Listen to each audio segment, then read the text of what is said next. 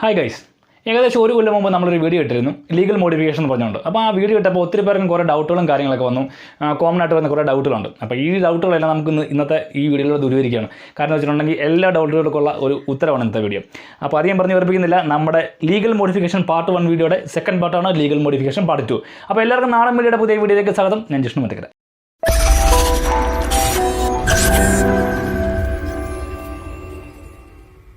അപ്പോൾ എല്ലാവർക്കും ഉണ്ടായിരുന്നൊരു കോമൺ ഡൗട്ടാണ് വണ്ടിയുടെ സ്പോയിലർ ഉപയോഗിക്കാൻ പറ്റുമെന്ന്. അപ്പോൾ നമ്മുടെ വണ്ടിക്ക് തന്നെ ഡീഫോൾട്ടായിട്ട് ഇപ്പം ഇറങ്ങുന്ന കമ്പനി വണ്ടിക്കാണെങ്കിലും സ്പോയിലറുണ്ട്.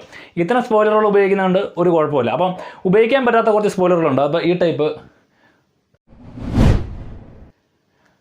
ടൈപ്പ് സ്പോയിലറുകൾ ഉപയോഗിക്കാൻ പറ്റില്ല, സ്പോർട്ടി സ്പോയിലറുകൾ. അപ്പോൾ സാധാരണ നോർമൽ വണ്ടികൾക്ക് നമ്മൾ ഇത്ര സ്പോർട്ടി സ്പോയിലർ ഉപയോഗിക്കുമ്പോൾ വണ്ടിയുടെ കംപ്ലീറ്റ് എയറോ ഡൈനാമിക്സിനെ അത് ബാധിക്കാൻ സാധ്യതയുണ്ട്. അതുകൊണ്ടാണ് ഇത് ഇങ്ങനെ ഉപയോഗിക്കാൻ പറ്റുള്ളൂ പറഞ്ഞത്. അപ്പോൾ ഇത്ര സ്പോർട്ടി സ്പോയിലർ ഉപയോഗിച്ച് സാധാ സ്പോയിലറുകൾ എന്ത് വേണമെങ്കിലും നമുക്ക് ഉപയോഗിക്കാൻ സാധിക്കും. അപ്പോൾ ഇത്ര സ്പോർട്ടി സ്പോയിലർ വരുമ്പോഴത്തേനാണ് വണ്ടിയുടെ പൊക്കം അങ്ങനെയുള്ള കാര്യങ്ങളെല്ലാം വ്യത്യാസം വരുന്നുണ്ട്. അതേപോലെ തന്നെ വണ്ടിയുടെ ഘടനയ്ക്കും നമ്മൾ പാച്ചൊക്കെ ചെയ്യേണ്ട അങ്ങനെ കുറച്ച് സ്വാഭാവികമായിട്ടും വണ്ടിയുടെ ലീഗലായിട്ടുള്ള അല്ലെങ്കിൽ വെളിയിലോട്ട് നിന്ന് എയറോ ഡൈനാമിക്സും കാര്യങ്ങളെല്ലാം ബാധിക്കുമല്ലോ. പിന്നെ ഒരു കാര്യമാണ്, ഡിക്കിയുള്ള വണ്ടികളിൽ, അതായത് ബാക്കുള്ള വണ്ടികളിൽ ഇത്തരം സ്പോയിലർ വെക്കുന്നതിന് കുഴപ്പമൊന്നുമില്ല, വണ്ടിയുടെ ഒരു ഘടനയും ബാധിക്കത്തില്ല, അതിന് വെക്കുന്നതിന് കുഴപ്പമില്ല. പക്ഷേ സാധാരണ നമ്മുടെ ഇത്തരം 1500 പോലുള്ള വണ്ടികളിൽ ഇത്തരം സ്പോയിലർ വെക്കുമ്പോൾ അതൊരു അപകടം ഉണ്ടാകാനുള്ള സാധ്യതയുണ്ട്. അപ്പോൾ അത് ഇത്തരം വണ്ടികൾക്ക് സ്പോർട്ടി സ്പോയിലർ ഉപേക്ഷിച്ച് ബാക്കിയുള്ള സ്പോയിലറുകളെല്ലാം ഉപയോഗിക്കാം. അടുത്ത രണ്ടാമതായിട്ട് വന്ന കോമൺ ഡൗട്ട്സ് എന്ന് പറഞ്ഞാൽ ഈ ക്രാഷ് കാർഡിനെ കുറിച്ചാണ്. അപ്പം ഈ ക്രാഷ് കാർഡ് വെക്കാൻ പറ്റില്ല എന്നൊക്കെ പറഞ്ഞായിരുന്നു. അപ്പോൾ സ്വാഭാവികമായിട്ട് അതൊക്കെ അക്സെപ്റ്റ് ചെയ്യാൻ പറ്റും. പക്ഷേ നോൺ ABS ആയിട്ടുള്ള വണ്ടികളിൽ ക്രാഷ് കാർഡ് വെച്ചിട്ട് ABS ഓണാകത്തില്ല, വണ്ടിയുടെ സേഫ്റ്റി ബാധിക്കും എന്നുള്ള കാര്യങ്ങളൊക്കെ പറഞ്ഞായിരുന്നു. അപ്പോൾ നോൺ ABS ആയിട്ടുള്ള വണ്ടികളിൽ ക്രാഷ് കാർഡ് വെക്കാമെന്നുള്ള ഡൗട്ടുകൾ ഒത്തിരി പേർക്ക് വന്നായിരുന്നു. അപ്പം നോൺ ABS ആയിട്ടുള്ള വണ്ടിയിൽ ക്രാഷ് കാർഡ് വെക്കുമ്പോൾ ഉള്ള പ്രശ്നം എന്താണെന്ന് വെച്ചിട്ടുണ്ടെങ്കിൽ ഒരു വണ്ടിയിൽ നമുക്ക് ശരിക്കും പറഞ്ഞാൽ ക്രാഷ് കാർഡ് ഉപയോഗിക്കാൻ സാധിക്കത്തില്ല. ഈ ക്രാഷ് കാർഡ് വെക്കുക എന്ന് പറഞ്ഞിട്ടുണ്ടെങ്കിൽ ABS ഓണാകാതിരിക്കാനുള്ള പർപ്പസിന് വേണ്ടിയിട്ടല്ല, അല്ലെങ്കിൽ ആക്സിഡൻറ്റ് ആകുമ്പോൾ ABS ഓണാകാതിരിക്കാത്തത് കൊണ്ടല്ല ക്രാഷ് കാർഡ് ഉപയോഗിക്കാത്തത്. ഈ ക്രാഷ് കാർഡ് ഉണ്ടെങ്കിൽ വണ്ടി ഇടിക്കുമ്പോൾ ഓട്ടോമാറ്റിക്കായിട്ട് നമ്മുടെ ഒരു വണ്ടി ആക്സിഡൻറ്റ് ആകുമ്പോഴത്തേനാണെങ്കിൽ ആ ക്രാഷ് കാർഡിൻ്റെ കൂടെ ഉള്ള ഒരു ആഘാതം വണ്ടിയിലോട്ട് ഏൽപ്പിക്കും. അപ്പോൾ ഓട്ടോമാറ്റിക്കായിട്ടും ABS ഉള്ള വണ്ടിയിലാണെങ്കിൽ ABS സെൻസ് ആകില്ല, ABS ഓൺ ആകത്തില്ല. അതേപോലെ തന്നെ ഈ നമ്മൾ ക്രാഷ് കാർഡ് വെക്കുമ്പോൾ ഈ ക്രാഷ് കാർഡിൻ്റെ ഇടിയും കൂടെ നമ്മുടെ വണ്ടിയുടെ ചേസിലിട്ട് വരും. ഓട്ടോമാറ്റിക്കായിട്ടും അത് ക്രാഷ്വാലിറ്റി കൂട്ടാനുള്ള കാര്യമാണ് ഒന്നാമത്തെ കാര്യം. പിന്നെ രണ്ടാമത്തെ കാര്യം എന്ന് വെച്ചിട്ടുണ്ടെങ്കിൽ ക്രാഷ് കാർഡ് വെക്കുന്ന മൂലം പാസഞ്ചേഴ്സിന്, അതായത് വഴിയെ നടന്നു പോകുന്ന പാസഞ്ചേഴ്സിന് നമ്മളെപ്പോലെ തന്നെ അല്ലെങ്കിൽ മറ്റ് വാഹനങ്ങളെപ്പോലെ തന്നെ ഇമ്പോർട്ടൻസ് ഉള്ളതാണ്. അപ്പോൾ ഈ ക്രാഷ് കാർഡ് വെച്ചുള്ള ആക്സിഡൻറ്റ് എന്ന് മറ്റൊരാൾക്ക് നന്നായിട്ട് ക്ഷത വെക്കാനുള്ള സാധ്യതയുണ്ട്. ഇപ്പം നമ്മുടെ വണ്ടികൾക്കൊക്കെ വരുന്ന ക്രാഷ് കാർഡ് ആണെങ്കിലും ഈ ഫ്രണ്ട് ഭാഗമൊക്കെ ആണെങ്കിലും പണ്ടത്തെ ജീപ്പ് എന്നൊക്കെ പറഞ്ഞിട്ടുണ്ടെങ്കിൽ ഫുള്ള് തുരുമ്പ് അല്ലെങ്കിൽ ഇരുമ്പ് കൊണ്ട് മാത്രം നിർമ്മിച്ചിരുന്ന വണ്ടികളായിരുന്നു. ഇപ്പോൾ ഫ്രണ്ട് കട്ട് ചെയ്ത്, അതായത് ഫ്രണ്ട് മാക്സിമം കാഷ്വാലിറ്റി കുറയ്ക്കാൻ വേണ്ടിയിട്ട് വണ്ടിയുടെ ഫ്രണ്ട് ഭാഗങ്ങളിൽ അധികം ഹാർഡായിട്ടുള്ള പാർട്സുകളൊന്നും ഉപയോഗിക്കാറില്ല. നമ്മുടെ വണ്ടിയുടെ ഫ്രണ്ട് ഭാഗങ്ങളെല്ലാം ഫൈബർ കണ്ടൻറ്റ് അങ്ങനെയുള്ള ഗ്ലാസ് പാർട്ടീഷൻ മാത്രമായിരിക്കും ഉണ്ടാകുക. അപ്പം ഇത്തരം പാർട്ടുകളൊന്നും കാണത്തില്ല. ഓട്ടോമാറ്റിക്കായിട്ട് നമുക്കറിയാം നമ്മുടെ വണ്ടിയുടെ എൻജിൻ എന്ന് പറഞ്ഞിട്ടുണ്ടെങ്കിൽ ആക്സിഡൻ്റ് ആകുന്ന സമയത്ത് നേരെ താഴോട്ട് ഡ്രോപ്പ് ആകുന്ന സിസ്റ്റത്തിലാണ് പുതിയ വണ്ടികളുടെ എല്ലാ എൻജിൻ വരുന്നത്. അപ്പം നമ്മൾ ഈ ക്രാഷ് കാർഡ് വെക്കുകയാണെങ്കിൽ ഇതിനുള്ള സാധ്യത കുറയും. അപ്പോൾ എൻജിൻ കൂടെ അവിടെ ഇരുന്നിട്ടുണ്ടെങ്കിൽ അകത്തിരിക്കുന്ന പാസഞ്ചറിലോട്ട് നല്ല ഫോഴ്സിൽ ഒരു ആഘാതം വെക്കും. അപ്പം അകത്തിരിക്കുന്ന പാസഞ്ചേഴ്സിനും കോ പാസഞ്ചേഴ്സിനും എല്ലാത്തിനും അത് ഭയങ്കര കാഷ്വാലിറ്റി ഉണ്ടാക്കും എന്ന കാരണം കൊണ്ടാണ് വണ്ടിയിൽ ക്രാഷ് കാർഡ് അനുവദിക്കാതിരിക്കുന്നത്. അപ്പോൾ ഈ പർപ്പസിനാണ്. അതുകൊണ്ട് നോൺ ABS വണ്ടികളാണെങ്കിലും ഏത് വണ്ടികളാണെങ്കിലും നമുക്ക് ക്രാഷ് കാർഡ് ഉപയോഗിക്കാൻ പറ്റത്തില്ല. അപ്പോൾ ഈ ഒരു ചോദ്യം വരും, നമ്മുടെ ഒമിനി പോലുള്ള വണ്ടികളിൽ ഇപ്പം റീസെൻ്റ് ടാറ്റ ടയർസ് എന്ന് പറഞ്ഞിട്ടൊരു കുഞ്ഞു വണ്ടിയൊക്കെ ഉണ്ട്. അപ്പോൾ അതിനൊക്കെ എനിക്ക് എന്ത് പറയണം എന്നറിയത്തില്ല. കാരണം വെച്ചിട്ടുണ്ടെങ്കിൽ അതിനൊക്കെ ഈ ക്രാഷ് കാർഡ് ഇല്ലെങ്കിൽ വൻ അപകടങ്ങളായിരിക്കും വിളിച്ചു വരുത്തുക. അപ്പോൾ ഇത്തരം സാഹചര്യങ്ങളിൽ ക്രാഷ് കാർഡ് ഉപയോഗിക്കാം ഞാൻ ഒമിനി വാഹനങ്ങൾക്ക് കേട്ടോ. അല്ല ജീപ്പൊക്കെ ഈ ധാരണൊക്കെ ക്രാഷ് കാർഡ് ഉപയോഗിക്കുന്നതിന് വലിയ കുഴപ്പമുണ്ടെന്ന് ഒത്തിരി പേരൊക്കെ ചോദിച്ചായിരുന്നു. അപ്പോൾ ഒന്നാമത് അതൊക്കെ മെറ്റൽ പാർട്ടാണ്, ഹൈലി മെറ്റൽ പാർട്ട്, ഭയങ്കര കട്ടിയുള്ള വണ്ടിയാണ്. അപ്പം അതും കൂടെ വെക്കുമ്പോൾ ഭയങ്കരമായിട്ടുള്ള ആഘാതങ്ങൾ കൂടും ബൊലേറൊക്കെ പോലുള്ള വണ്ടികൾക്ക്. പക്ഷേ ഇതെല്ലാം ഈ ക്രാഷ് കാർഡ് വെക്കുമ്പോൾ ഒരു വണ്ടിയുടെ ലുക്ക് മാറുന്നുള്ളത് വേറൊരു കാര്യമാണ്, അതൊന്നുമല്ല. അപ്പം ഈ ഒമ്നി പോലുള്ള വണ്ടികൾ ക്രാഷ് കാർഡ് വെക്കാതിരുന്നാലും അപകടമാണ്. കാര്യം ഡ്രൈവറിൻ്റെ ഒക്കെ അവസ്ഥ ഭയങ്കര ശോചനീയമായിരിക്കും. അതുകൊണ്ടാണ് കേട്ടോ ഇത്തരം വണ്ടികളിൽ ഇപ്പോൾ ഇറക്കാൻ പാടില്ലെന്നുള്ള നിയമം ഒമ്നിയൊക്കെ വണ്ടി നിരോധിച്ചായിരുന്നു. ഫ്രണ്ട് ബോണറ്റ് അല്ലെങ്കിൽ ഫ്രണ്ട് സ്പേസ് ഇല്ലാത്ത വണ്ടികളെല്ലാം നിരോധിച്ചായിരുന്നു. അപ്പോൾ ഈ കാരണങ്ങൾ കൊണ്ടൊക്കെയാണ് നമുക്ക് ക്രാഷ് കാർഡ് ഉപയോഗിക്കാൻ പറ്റാത്തത്. ഓക്കെ, അപ്പോൾ നമ്മൾ ഇനി അടുത്തായിട്ട് നോക്കുന്നതായിട്ടുണ്ടെങ്കിൽ DRL, അതേപോലെ റൂഫ് കാരിയർ, അതേപോലെ തന്നെ ഹോൺ, ഏതൊക്കെ ഹോൺ ഉപയോഗിക്കാവുന്നതാണ്. ഇപ്പോൾ DRLുമായിട്ട് വരുമ്പോൾ DRL ഒരു പ്രശ്നമുള്ളതല്ല കേട്ടോ. നമുക്ക് ശരിക്കും ഒരു സേഫ്റ്റിയുടെ ഭാഗമായിട്ട് ഉപയോഗിക്കാവുന്ന എല്ലാ വണ്ടിക്കും വേണമെങ്കിൽ DRLൊക്കെ ഹെഡ്ലൈറ്റിനകത്തൊക്കെ വേണമെങ്കിൽ നമ്മൾ ഹെഡ്ലൈറ്റ് പൊട്ടിച്ച് അതിനകത്ത് DRL വെക്കുന്നതൊന്നും കുഴപ്പമില്ല. അതൊരു സേഫ്റ്റിയുടെ ഭാഗമായിട്ട് വേണമെങ്കിൽ നമുക്ക് അക്സെപ്റ്റ് ചെയ്യുന്ന കാര്യമാണ്. ഒരു ലൈറ്റിംഗ് ആണല്ലോ. അപ്പം പകൽ പോലും നമുക്ക് ഓൾവേസ് ലൈറ്റ് ഓണായി കിടക്കുമ്പോൾ മറ്റൊരു വണ്ടിക്ക് വിസിബിലിറ്റി കൂടും. അപ്പോൾ DRL എന്ന് പറയുന്ന ഒരു വിഷയമുള്ള കാര്യമല്ല കേട്ടോ. അതേപോലെ തന്നെ നമ്മുടെ റൂഫ് കാരിയർ ശരിക്കും പറഞ്ഞിട്ടുണ്ടെങ്കിൽ ഈ ടാക്സി വാഹനങ്ങൾക്ക് പെർമിറ്റഡ് ആണെങ്കിലും അത് ലീഗലായിട്ട് പെർമിറ്റഡ് എന്ന് പറയാൻ പറ്റത്തില്ല ഒരിക്കലും. റൂഫ് കാരിയർ വെക്കാം, നോർമൽ ടൈപ്പ് കാരിയർ വെക്കാം. അതേപോലെ തന്നെ നമ്മുടെ ഈ റൂഫ് കാരിയർ ബോട്ട് എന്നാ പറയുക, ഇപ്പം പുതിയ ഒരു വലിയ ബോക്സ് പോലൊക്കെ വെക്കുന്ന സംഭവങ്ങളില്ലേ വണ്ടിയുടെ മുകളിലായിട്ട്, നമ്മുടെ ടെൻറ്റ് കാര്യങ്ങളൊക്കെ, ഇതൊന്നും അക്സെപ്റ്റബിൾ അല്ല കേട്ടോ ഒരിക്കലും. വണ്ടിയുടെ അപ്രൂവ്ഡ് ഹൈറ്റിനേക്കാളും കൂടുതൽ ഇതൊക്കെ ഹൈറ്റ് വരുവാണ് ഓട്ടോമാറ്റിക്കായിട്ട്. അപ്പോൾ ഇത്തരം കാര്യങ്ങൾ വരുമ്പോഴത്തേനാണ് ഇതൊന്നും പിന്നെ ഒരു കാര്യമുണ്ട്, ഇത്തരം ഈ റൂഫ് കാരിയർ വെക്കുന്നതും പിന്നെ ഈ സാധനങ്ങളൊക്കെ വെക്കുന്നതും ആദ്യം അങ്ങനെ പിടിക്കാറില്ല. കാരണം എന്ന് വെച്ചിട്ടുണ്ടെങ്കിൽ ഇത്തരം മെയിനായിട്ടുള്ള ഒരു റൂൾ വയലേഷൻ അല്ലാത്തതുകൊണ്ട്, നെഗ്ലിജൻസ് അല്ലെങ്കിൽ അല്ലാത്തതുകൊണ്ട് കൂടുതലായിട്ട് ഇമ്പോർട്ടൻസ് കൊടുക്കാറില്ല. പക്ഷേ DRL ലീഗൽ തന്നെയാണ്. പിന്നെ ഹോണാണ്. അപ്പം എയർ ഹോൺ ഒരിക്കലും ഉപയോഗിക്കാൻ പറ്റത്തില്ല. അത് ഓട്ടോമാറ്റിക്കായിട്ട് നമുക്കറിയാം അതിൻ്റെ സൗണ്ടിൻ്റെ പ്രൊഡ്യൂസ് ചെയ്യുന്ന ഡെസിബിളിൻ്റെ മെഷർമെൻറ്റ് കണക്കിനാണ് നമുക്ക് ഈ ഹോൺ യൂസ് ചെയ്യാൻ പറ്റുന്നത്. അപ്പോൾ ഹോൺ യൂസ് ചെയ്യുമ്പം മാക്സിമം 110 ഡെസിബിൾ വരെ സൗണ്ട് പ്രൊഡ്യൂസ് ചെയ്യുന്ന ഹോൺ മാത്രമേ നമുക്ക് യൂസ് ചെയ്യാൻ പറ്റുള്ളൂ. അതായത് എയർ ഹോൺ പോലുള്ള ഇതൊന്നും യൂസ് ചെയ്യാൻ പറ്റത്തില്ല. എയർ ഹോൺ എന്ന് പറഞ്ഞിട്ടുണ്ടെങ്കിൽ അത് എയർ പൊല്യൂഷൻ ഉണ്ടാക്കുന്ന, മറ്റൊരാൾക്ക് അരോചകരമാകുന്ന സൗണ്ടുകളാണ്. ഇപ്പം നമ്മുടെ ഒരു വലിയ വണ്ടിക്കൊക്കെ അപ്പം വലിയ ഹോൺ വേണമെന്ന് പറഞ്ഞിട്ട് കാര്യമില്ല. കാരണം വെച്ചിട്ടുണ്ടെങ്കിൽ നമ്മുടെ അടുത്ത് വന്നോ അല്ലെങ്കിൽ ഒരു സാധാരണ ഒരാളുടെ അടുത്ത് വന്ന് ഈ വണ്ടിയൊക്കെ ഓൺ അടിക്കുമ്പോൾ ഭയങ്കര സൗണ്ടായിരിക്കും പ്രൊഡ്യൂസ് ചെയ്യുന്നത്. അപ്പോൾ ഇത്തരം സൗണ്ടുകൾക്ക് മറ്റൊരാളുടെ ചെവിയെ അല്ലെങ്കിൽ കേൾവി ശക്തിയെ സാരമായി ബാധിക്കാവുന്ന ഒരു കാര്യമാണ് സൗണ്ട് പൊല്യൂഷൻ്റെ ഡിപ്പാർട്ട്മെൻറ്റിൽ പറയും. അപ്പോൾ നമുക്ക് ലീഗലായിട്ട് ഉപയോഗിക്കാൻ പറ്റുന്ന ഹോൺ എന്ന് പറഞ്ഞിട്ടുണ്ടെങ്കിൽ 110 ഡെസിബിൾ വരെയാണ്. അതേപോലെ തന്നെ എല്ലാവർക്കും അറിയുന്നവരാണ് അലോയ് വീൽ എപ്പോഴും ലീഗൽ തന്നെയാണ് കേട്ടോ. അലോയ് വീൽ ഇൻലീഗലൊന്നുമല്ല. നമുക്ക് സാധാരണ വണ്ടി വരുന്ന ഡ്രം മാറ്റിട്ട് നമുക്ക് വണ്ടിയിൽ അലോയ് വീൽ കയറ്റാൻ പറ്റും. അലോയ് വീൽ അപ്സൈസ് ചെയ്യാൻ പറ്റും. നമ്മുടെ ബേസ് വേരിയൻറ്റ് വണ്ടിയാണെങ്കിൽ ആ വണ്ടി ടോപ്പ് വേരിയൻറ്റിലോട്ട് നമുക്ക് അലോയ് വീൽ അപ്ഗ്രേഡ് ചെയ്യാൻ പറ്റും. അലോയ് വീൽ അപ്ഗ്രേഡ് ചെയ്യുമ്പോൾ ഒരു വിഷയമുള്ളൂ, വെളിയിലോട്ട് തള്ളിയിരിക്കുന്ന ടയറുകൾ, അതേപോലെ എന്താ പറയുക ഹൈ പ്രൊഫൈലുള്ള ടയറുകൾ ഒക്കെ യൂസ് ചെയ്യായിരിക്കും. ഇത്തരം സാധനങ്ങൾ ഇല്ലീഗലാണ്. വെളിയിലോട്ട് ഇത്തിരി തള്ളി നിട്ടുണ്ടെങ്കിൽ അത് ഓട്ടോമാറ്റിക്കായിട്ടും അപകടം ഉണ്ടാക്കാനുള്ള സാധ്യതയുണ്ട്. വണ്ടിയുടെ ഡയമെൻഷനും സ്റ്റെബിലിറ്റി എല്ലാം മാറാൻ സാധ്യതയുണ്ട്. അപ്പം ഇത്തരം സാഹചര്യങ്ങളിൽ നമുക്ക് ഈ അലോയ് വീൽ ഉപയോഗിക്കാൻ പറ്റത്തില്ല. അതേപോലെ തന്നെ മെയിനാണ് ഫ്രണ്ട് ഗ്രില്ല്, മേഷ് ഗ്രില്ലൊക്കെ നമുക്ക് വെക്കാൻ സാധിക്കുമെന്ന്. ഇത് ഇത്തരം ഗ്രില്ലുകൾ വെക്കുന്നതിലൊന്നും വണ്ടിയുടെ ഒരു ഫങ്ഷണൽ പ്രോപ്പർട്ടീസിനോ അല്ലെങ്കിൽ സ്ട്രക്ചറൽ പ്രോപ്പർട്ടീസിനോ വലിയ ഡിഫറൻസ് ഒന്നും വരുന്നില്ല. സാധാരണ നമ്മുടെ ഗ്രില്ല് മാറ്റി അതിലോട്ടൊരു മേഷ് ഗ്രില്ല് ചെയ്യുന്നതിനും സാധാരണ ഒരു ബമ്പർ ഇച്ചിരി മോഡിഫിക്കേഷൻ ചെയ്യുന്നതിനൊന്നും വലിയ വിഷയമില്ല. അപ്പോൾ ഇത് സാധാരണ നോർമൽ മോഡിഫിക്കേഷൻ അല്ലെങ്കിൽ സാധാരണ ഒരു ബ്യൂട്ടിഫൈങ് എന്നുള്ള സെക്ഷനിലോട്ട് പോകണം. സാധാരണ നമ്മുടെ ഒരു കാര്യമുണ്ട്. പിന്നെ നമ്മൾ മേഷ് ഗ്രില്ലൊക്കെ ചെയ്യുമ്പോൾ ശ്രദ്ധിക്കണം, ABS ഉള്ള വണ്ടികളിൽ സെൻസർ വർക്ക് ചെയ്യാതിരിക്കുന്ന സാഹചര്യത്തിലോട്ട് പോകുന്ന മോഡിഫിക്കേഷൻ ഒന്നും ചെയ്യാൻ പാടില്ല. പ്രത്യേകം ശ്രദ്ധിക്കേണ്ട കാര്യമാണ്. അതേപോലെ തന്നെ ബോഡി കിറ്റ്, എല്ലാവരും ചോദിച്ചിരിക്കുന്ന സംശയമാണ് ബോഡി കിറ്റ്. ഈ ബോഡി കിറ്റ് അലോഡാണ് കേട്ടോ.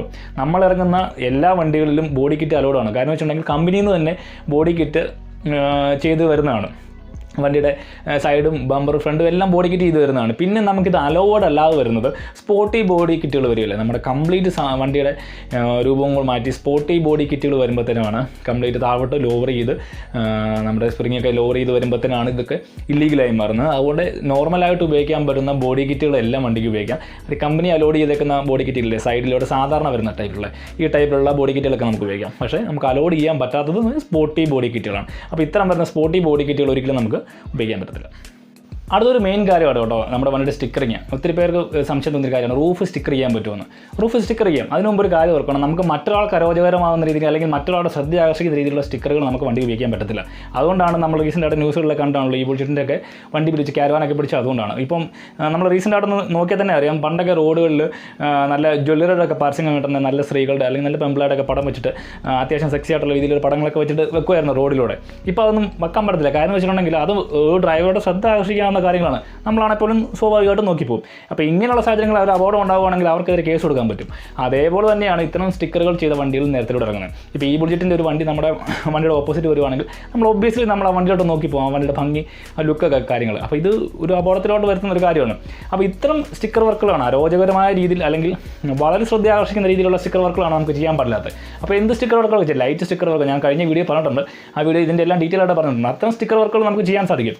ഈ റൂഫ് സ്റ്റിക്കറിങ്ങും അതേപോലെ തന്നെ പെടുത്തുന്നത് വലിയ മറ്റുള്ളവർക്കൊരു ബുദ്ധിമുട്ടുണ്ടാക്കുന്ന ഒരു സ്റ്റിക്കർ വർക്കുകളൊന്നും അല്ലല്ലോ, റൂഫിൽ സ്റ്റിക്കർ ചെയ്യുന്നുള്ളൂ. അതേപോലെ തന്നെ നമുക്ക് വേണമെങ്കിൽ ഡ്യുവൽ ടോൺ കളർ വേണമെങ്കിലും ചെയ്യാം, ഒരു വിഷയമൊന്നുമില്ല. അത് ലീഗൽ മോഡിഫിക്കേഷൻ ഗണത്തിൽപ്പെടുന്നതാണ്. അതേപോലെ തന്നെയാണ് നമ്മുടെ ആൻറ്റിന ഒന്നും വലിയ സ്ട്രക്ചറൽ പ്രശ്നങ്ങളോ അല്ലെങ്കിൽ വണ്ടിയുടെ ഓവറോൾ ഘടനയിലെ ഒന്നും മാറ്റങ്ങൾ വരുത്തുന്നില്ല. പിന്നെ ഫോഗ് ലൈറ്റ് ഒക്കെ യൂസ് ചെയ്യുന്ന കേട്ടോ എസെൻഷ്യൽ പർപ്പസ് ലൈറ്റുകളാണ് ഇതെല്ലാം. ഈ ഫോഗ് ലൈറ്റ് എന്നൊക്കെ പറയുന്നത് ഫോഗ് ലൈറ്റ് നമ്മുടെ മഞ്ഞ ലൈറ്റ്, അതേപോലെ തന്നെ വെള്ള ലൈറ്റ്, LED ലൈറ്റുകളൊക്കെ നമ്മൾ വണ്ടിയുടെ ഫ്രണ്ടിൽ സ്ഥാപിക്കാറുണ്ട്. പിന്നെ അതേപോലെ തന്നെ കാറിൻ്റെ താഴെയുള്ള ഫോഗ് ലൈറ്റ് ഇതെല്ലാം നമുക്ക് വെക്കാം. കാരണം വെച്ചിട്ടുണ്ടെങ്കിൽ നിസ്സാരമായിട്ട് ഈ ഫോഗ് ലൈറ്റിൻ്റെ പർപ്പസ് എന്താണെന്ന് വെച്ചിട്ടുണ്ടെങ്കിൽ നമ്മൾ മഞ്ഞ് ഉള്ള ഏരിയ അല്ലെങ്കിൽ ഹില്ലി ഏരിയകളിലോട്ടെല്ലാം മഞ്ഞിറങ്ങാനുള്ള സാധ്യതകളാണ്. ഇത്തരം സാഹചര്യങ്ങളിൽ നമുക്ക് ഈ ഫോഗ് ലൈറ്റ് കൂടിയേ തീരുള്ളൂ. സാധാരണ ഹെഡ്ലൈറ്റിൻ്റെ വിസിബിലിറ്റി കൊണ്ട് ഒരിക്കലും നമുക്ക് റോഡ് പോകാൻ പറ്റത്തില്ല. അപ്പോൾ ഇത്തരം സാഹചര്യങ്ങൾ നമുക്ക് യാത്ര ചെയ്യാൻ ഈ ഫോഗ് ലൈറ്റാണ്. അപ്പോൾ ഇത്തരം പർട്ടിക്കുലർ ആവശ്യങ്ങൾക്ക് ഉപയോഗിക്കുന്ന ലൈറ്റുകളാണ് എസെൻഷ്യൽ പർപ്പസ് ലൈറ്റുകളാണ് ഇതെല്ലാം. അപ്പോൾ ഈ ലൈറ്റുകളൊക്കെ നമുക്ക് ഉപയോഗിക്കാം. ഈ ലൈറ്റുകളൊക്കെ ഉപയോഗിക്കുമ്പോൾ ഒരു കണ്ടീഷനുണ്ട്, നമുക്ക് ഒരിക്കലും ഇത് പകൽ നമുക്കിത് ഓണാക്കാൻ പറ്റത്തില്ല. ഈ ലൈറ്റുകൾ രാത്രി മാത്രമേ ഉള്ളൂ, രാത്രിയായിട്ട് മാത്രമേ ഉള്ളൂ ഈ ലൈറ്റുകൾ ഉപയോഗിക്കാൻ പറ്റുള്ളൂ. അപ്പം പകൽ സമയങ്ങളിൽ ഈ ലൈറ്റ് എന്തെങ്കിലും കവർ വെച്ച് മൂടി വെക്കാനോ അല്ലെങ്കിൽ ഇതിൻ്റെ കവർ കൊണ്ട് തന്നെ മൂടാനോ അല്ലെങ്കിൽ നമ്മളൊരു കവർ തയ്ച്ച് മൂടി വെക്കുന്നതിലോ നമ്മൾ ശ്രദ്ധ നോക്കേണ്ടതാണ്. അല്ലാത്ത പക്ഷം അത് ഇല്ലീഗൽ മോഡിഫിക്കേഷനാണ്. അപ്പോൾ നിങ്ങൾ ഈ ഫോഗ് ലൈറ്റ് ഉപയോഗിക്കുന്നുണ്ടെങ്കിൽ അതൊരു കവർ വെച്ച് മൂടി വെക്കുക, ഒരു കുഴപ്പമില്ല, ധൈര്യമായിട്ട് യൂസ് ചെയ്യാം കേട്ടോ. ഈ സ്റ്റിക്കറിങ്ങിൻ്റെ കാര്യം പറഞ്ഞപ്പോൾ നമ്മളൊരു കാര്യം വിട്ടുപോയി. ഈ ഹെഡ്ലൈറ്റ് സ്റ്റിക്കറിങ്, അതേപോലെ തന്നെ ടെയിൽ ലാമ്പ്, പിന്നെ ഇൻഡിക്കേറ്റർ സ്റ്റിക്കറിങ്, ഇതെല്ലാം സ്മോക്ക് ചെയ്യുന്നൊരു പരിപാടിയുണ്ട്. നമ്മുടെ എല്ലാം പൊതുവെ ഒരു പ്രവണത കണ്ടുവരുന്നൊരു സാധനമാണ്. ഇതൊരിക്കലും ഞാൻ അതിനെ ഒരു സപ്പോർട്ട് ചെയ്യുന്നില്ല. ഈ സ്റ്റിക്കർ വെച്ച് നമ്മൾ ഹെഡ്ലൈറ്റിൻ്റെ വിസിബിലിറ്റി കുറച്ചുകൊണ്ടും അതേപോലെ ഇൻഡിക്കേറ്ററിൻ്റെ വിസിബിലിറ്റി കുറച്ചുകൊണ്ടും ബ്രേക്ക് ലൈറ്റിൻ്റെ വിസിബിലിറ്റി കുറച്ചുകൊണ്ടുമുള്ള ഇത്തരം സ്മോക്കുകൾ ഞാനും പ്രൊമോട്ട് ചെയ്യുന്നില്ല. കാരണം വെച്ചിട്ടുണ്ടെങ്കിൽ അത് ചെയ്തത് ഇല്ലീഗലാണ്. കാര്യം വേറെ ഒന്നും കൊണ്ടല്ല, നമ്മുടെ ഹെഡ്ലൈറ്റിൻ്റെ ആണെങ്കിലും വിസിബിലിറ്റി കുറയും. അതേപോലെ തന്നെ ഇൻഡിക്കേഷൻ ലൈറ്റ് നമ്മൾ അറിയാം, ഇൻഡിക്കേറ്റർ ലൈറ്റ് എന്നൊക്കെ പറഞ്ഞിട്ടുണ്ടെങ്കിൽ യെല്ലോ ലൈറ്റ് തന്നെ കൊടുത്തേക്കുന്നത് തന്നെ അതിന് ഏറ്റവും കൂടുതൽ വിസിബിലിറ്റി കൂടുതലാണ്. റെഡിനും വിസിബിലിറ്റി കൂടുതലാണ്, നിങ്ങൾക്കറിയാം, അതിൻ്റെ വേവ് ലെങ്ത് കൂടുതൽ ഉള്ളതുകൊണ്ടാണ്.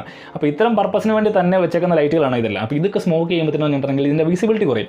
അതായത് ദൂരത്തുനിന്ന് ഇപ്പം നമ്മൾ നോർമൽ നോക്കുമ്പോൾ അത് കാണാറിയും, പക്ഷേ ഒരു മഴയത്തോ ഒരു മഞ്ഞത്തോ അല്ലെങ്കിൽ ഇത്തരം സാഹചര്യങ്ങളിൽ വിസിബിലിറ്റി കുറഞ്ഞ സാഹചര്യങ്ങളിൽ ഇത്തരം ലൈറ്റുകൾ ഉള്ളപ്പോൾ നമ്മൾ ഇൻഡിക്കേഷനായിട്ട് ഇടുമ്പോൾ മറ്റുള്ള വണ്ടികൾക്ക് മറ്റുള്ള ആൾക്കാർക്ക് അത് വിസിബിളാണ്. അതുകൊണ്ടാണ് ഇത്തരം ലൈറ്റുകൾ യൂസ് ചെയ്യുന്നത്. അപ്പോൾ ഇത്തരം ഒരു സ്മോക്ക് ചെയ്യുമ്പോഴത്തേനാണെങ്കിൽ എനിക്കത് നന്നായിട്ട് തോന്നിയില്ല. കാരണം വെച്ചിട്ടുണ്ടെങ്കിൽ അത് ലീഗലായിട്ടുള്ള മോഡിഫിക്കേഷൻ അല്ല, അക്സെപ്റ്റ് ചെയ്യാൻ പറ്റാത്തതാണ്. അപ്പോൾ ഒരിക്കലും നിങ്ങളത് ചെയ്യല്ലോ കേട്ടോ, ഞാനും അതിനെ പ്രൊമോട്ട് ചെയ്യുന്നില്ല. അപ്പോൾ ഇത്രയൊക്കെയാണ് നമ്മൾ ലീഗലായിട്ട് ചെയ്യാവുന്ന മോഡിഫിക്കേഷനും അതിനകത്ത് മൈനസ് പ്ലസ് പോയിൻ്റില്ല നിങ്ങളെല്ലാം കണ്ടു. അപ്പോൾ നമ്മളൊരു മോഡിഫിക്കേഷൻ ചെയ്യുമ്പം വണ്ടിയുടെ കംപ്ലീറ്റ് ഘടന മാറുന്ന രീതിയിലുള്ള മോഡിഫിക്കേഷൻ ചെയ്യാതിരിക്കാം. ഇപ്പം ഞാൻ പറഞ്ഞുതരാം, റീസെൻ്റായിട്ട് ബൊലോറോയുടെ ഒക്കെ വണ്ടിയുടെ ഡിസൈൻ മാറ്റി നമ്മുടെ ബെൻസിൻ്റെ ജീവാഗൺ പോലുള്ള വണ്ടികളാക്കാറുണ്ട്. അതേപോലെ തന്നെ വണ്ടിയുടെ കംപ്ലീറ്റ് ലുക്ക് മാറ്റി വേറെ ടൈപ്പിലോട്ടുള്ള വണ്ടികളോട്ട് മാറ്റുമ്പോൾ ഇത്തരം വണ്ടികളുടെ കംപ്ലീറ്റ് സ്ട്രക്ചർ, ആ വണ്ടി ഏതാണെന്ന് ഐഡൻറ്റിഫൈ പോലും ചെയ്യാൻ പറ്റാത്തൊരു അവസ്ഥയിലോട്ട് വരും. അപ്പോൾ ഇത്തരം മോഡിഫിക്കേഷൻ ഒന്നും ഒരിക്കലും അലൗഡ് അല്ല. ലിമിറ്റഡ് മോഡിഫിക്കേഷൻ ശരിക്കും പറഞ്ഞിട്ടുണ്ടെങ്കിൽ നമ്മൾ വലിയ വണ്ടികളുടെ ഇതെല്ലാം ലീഗലാണല്ലോ, അതിന് സൗണ്ട് അലൗഡ് ആണല്ലോ, അതേപോലെ തന്നെ അതിൻ്റെ ഹെഡ്ലൈറ്റിൻ്റെ വെട്ടം കണ്ടില്ലേ, ഇത്തരമെല്ലാം നമ്മൾ കാര്യങ്ങളെല്ലാം എപ്പോഴും നമ്മൾ സംസാരിക്കുന്ന കാലഘട്ടമാണ്. അപ്പോൾ ഒരു കാര്യം ആലോചിക്കുക, ഇത്തരം പ്രീമിയം കാറുകൾ എന്തുകൊണ്ട് അത് ഉപയോഗിക്കുന്നു വെച്ചിട്ടുണ്ടെങ്കിൽ അതിനെല്ലാം അപ്രൂവ്ഡ് ആണ്. അതിൻ്റെ ടെക്നീഷ്യൻ, അതിൻ്റെ ടെക്നോളജി എല്ലാം വെച്ചുകൊണ്ട് ലീഗലായിട്ട് അപ്രൂവ്ഡ് ആയിട്ട് ഈ സ്പെഷ്യൽ ചെയ്യുന്ന നമ്മൾ ഈ മോഡിഫിക്കേഷനായിട്ട് ചെയ്യുന്ന ഈ കാര്യങ്ങളെല്ലാം അതിൻ്റെ ഡീഫോൾട്ടായിട്ടുള്ള ഫിറ്റ്മെൻറ്റുകൾ മാത്രമാണ്. അപ്പോൾ ഇത്തരം ഫിറ്റ്മെൻറ്റുകൾക്ക് ടാക്സ്, ഇൻഷുറൻസ്, സ്പെഷ്യൽ പെർമിഷന്, കോസ്റ്റ്, ഇതെല്ലാം കൊടുത്ത് ചെയ്തേക്കുന്ന കാര്യങ്ങളാണ്. പിന്നെ അതിൻ്റെ സ്റ്റെബിലിറ്റിയും കാര്യങ്ങളും എല്ലാം ഉറപ്പ് വരുത്തി മറ്റുള്ളവർക്ക് അല്ലെങ്കിൽ മറ്റുള്ള വണ്ടികൾക്ക് അപകടം ഉണ്ടാക്കാത്ത രീതിയിലുള്ള സർട്ടിഫിക്കേഷൻ വരെയുള്ള സർട്ടിഫിക്കറ്റുകളാണ്. അപ്പോൾ ഇതൊക്കെ നമ്മുടെ സാധാ വണ്ടിയിലോട്ട് ചെയ്യുമ്പോഴത്തേനും വണ്ടിയുടെ കംപ്ലീറ്റ് ഒരു വണ്ടി നിരത്തിലിറക്കുന്ന കംപ്ലീറ്റ് പല എഞ്ചിനീയേഴ്സ് പല കണ്ടുപിടുത്തങ്ങളിലൂടെ അല്ലെ പല റിസർച്ചുകൾ നടത്തിയിട്ടാണല്ലോ എടുക്കുന്നത്. അപ്പോൾ ഇത്തരം ഡയമെൻഷനുകൾ എല്ലാം അത് ബാധിക്കുന്നുണ്ട്. അപ്പോൾ ഇത്തരം കാര്യങ്ങൾ കൊണ്ടാണ് പ്രീമിയം കാർസിൻ്റെ ഇതൊന്നും നമ്മുടെ വണ്ടിയിലോട്ട് ചെയ്യാൻ പറ്റാത്തത്. അപ്പം പിന്നെ ഒത്തിരി പേര് ടോക്ക് ചെയ്യുന്നൊരു കാര്യമാണ് ഇതൊക്കെ വിൽക്കുന്നില്ലെന്ന് പറഞ്ഞിട്ടുണ്ടെങ്കിൽ നിലവിൽ ഇത്തരം ഔട്ട്സൈഡ് മാർക്കറ്റുകളിൽ നിന്നാണ് നിങ്ങൾക്ക് ശ്രദ്ധിച്ചാൽ അറിയാം. ഇപ്പം ഇല്ലീഗലായിട്ടുള്ള ഏത് മോഡിഫിക്കേഷൻ ചെയ്യണമെന്നുണ്ടെങ്കിലും നമ്മുടെ നോർമൽ മാർക്കറ്റിൽ ആക്സസറി ഷോപ്പുകളിൽ അവൈലബിൾ അല്ല. വേണമെങ്കിൽ നമുക്ക് ആൻഡ്രോയിഡ് സിസ്റ്റം അങ്ങനെയുള്ള റിവേഴ്സ് ക്യാമറ എന്നുള്ള സേഫ്റ്റി ഫീച്ചേഴ്സിൻ്റെ ഭാഗമായിട്ടുള്ള കാര്യങ്ങൾ വേണമെങ്കിൽ നമുക്ക് ചെയ്യാൻ സാധിക്കും. പക്ഷേ ഇത്തരം കാര്യങ്ങൾ ബാക്കിയുള്ള ഈ എൻ്റയർലി ഡിഫറെൻറ്റ് ചേഞ്ചിങ് ആയിട്ടുള്ള ഇത്തരം മോഡിഫിക്കേഷൻസ് ഒന്നും നമ്മുടെ മാർക്കറ്റിൽ അവൈലബിൾ അല്ല. നമ്മുടെ ഇതായിട്ട്, അതായത് അപ്രൂവ്ഡ് ആയിട്ട് വിൽക്കുന്നുമില്ല. ഇതെല്ലാം വെളിയിൽ നിന്നോ അല്ലെങ്കിൽ ഒരു വ്യക്തിയുടെ അല്ലെങ്കിൽ മറ്റൊരു വ്യക്തികളുടെ സഹായത്തോടെ അല്ലെങ്കിൽ ഒരു പ്രസ്ഥാനത്തിൻ്റെ സഹായത്തോടെ ചെയ്യുന്ന കാര്യങ്ങളാണ്. അപ്പോൾ ഒരിക്കലും ഇത് ലീഗലല്ല, മനസ്സിലായോ? അപ്പോൾ ഇത്തരം കാര്യങ്ങളെല്ലാം ആർട്ടിഫിഷ്യലായിട്ട് അല്ലെങ്കിൽ ഉണ്ടാക്കി ചെയ്യുന്നതാണ്. നമ്മൾ തന്നെ ടൂൾസ് അല്ലെങ്കിൽ സാധനം വെച്ച് ഇപ്പം പഞ്ചസാരയും ഇത് കൂടെ എല്ലാം കൂടെ ചേരുമ്പോഴാണ് വാറ്റാകുന്നത് പറഞ്ഞ പോലെ ഇതൊക്കെ സെപ്പറേറ്റ് വെക്കുകയാണെങ്കിൽ ഒരു വിഷയമില്ല.